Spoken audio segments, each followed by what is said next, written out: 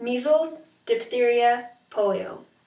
These are just a few examples of diseases most of you have never seen and might possibly know nothing about. This is because of vaccination. Vaccines.gov tells us that polio was once America's most feared disease, causing death and paralysis across the country. But today, thanks to vaccinations, there are no reports of polio in the United States. Currently, I am a student at BYU, Idaho. I am taking classes online to help prepare me for the dental hygiene program I'll begin in August at UVU. Health and hygiene are two things that are very important to me. One of the classes that I'm taking in preparation for this program is a sociology class.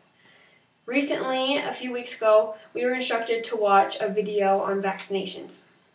This perked my interest and led to me researching and asking people about their thoughts on vaccinations.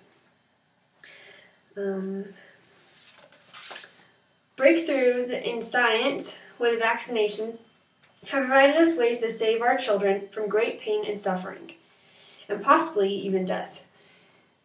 You yourself are most likely a parent or are planning in the future to have children, or possibly you know someone close to you that is going through parenthood right now.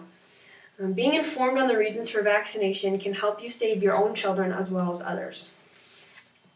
Today we are going to talk about how vaccines help save lives, what the term the herd means and how it applies to you, and the side effects / worries of getting vaccinated.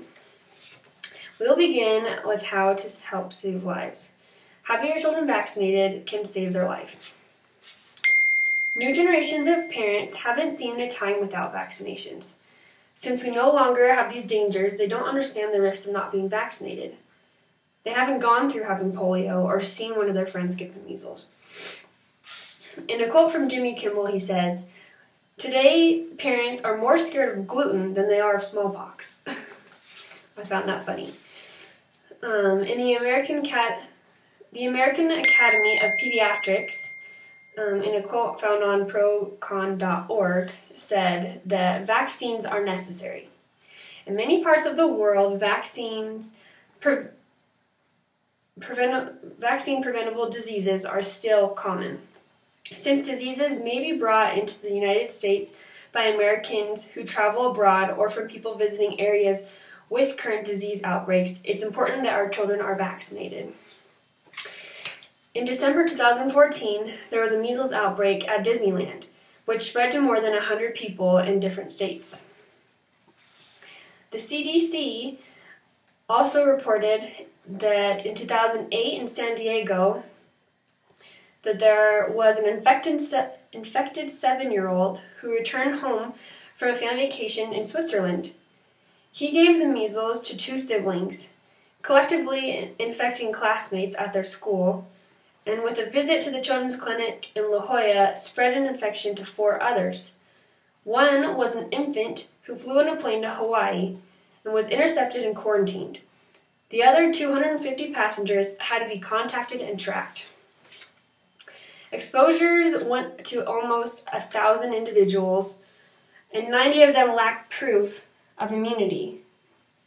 73 children were quarantined, 48 of those were under 1 year old, and 12 additional actual cases were found. What allowed this to enter into the community was kids were not getting immunized because parents are getting around it by using personal or religious beliefs. The way to keep these outbreaks from happening is by getting as many people as possible vaccinated. This also helps us protect the herd, which brings us to our next point. What is the herd and why should it matter to you? Community immunity, or also known as herd immunity, is when a critical portion of the community is immunized against that disease. Most members of the community are protected against that disease because there is little opportunity for an outbreak. Even those who are not eligible for current vaccinations, such as infants, pregnant women, or those with weakened immune systems that cannot take the shots, get some protection because the spread of contagious disease is contained. This is also known as community immunity. So basically, the more people that we have in a community that have these shots, the less likely it is to affect the community and therefore those in the community that are not able to get the shots themselves.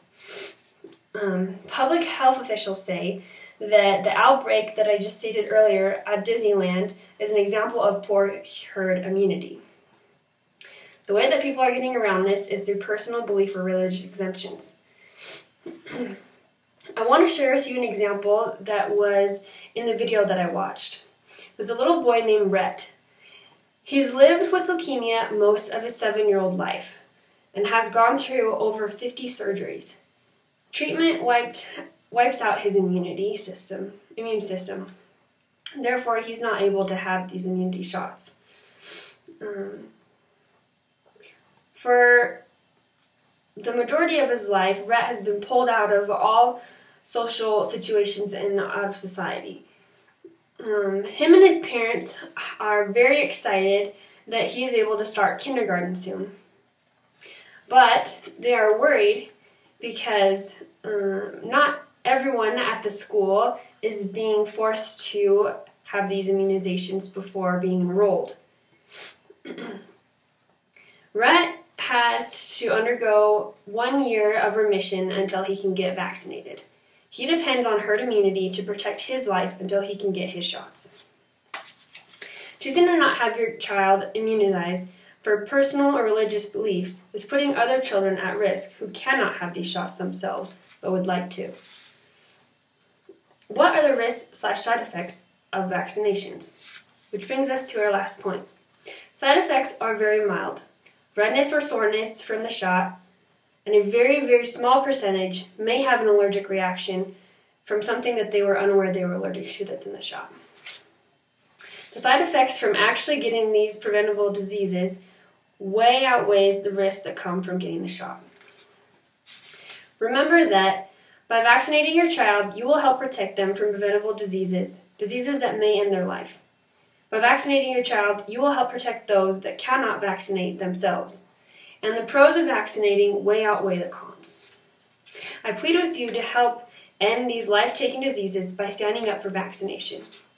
If you or your children are not yet vaccinated, take the steps to do so.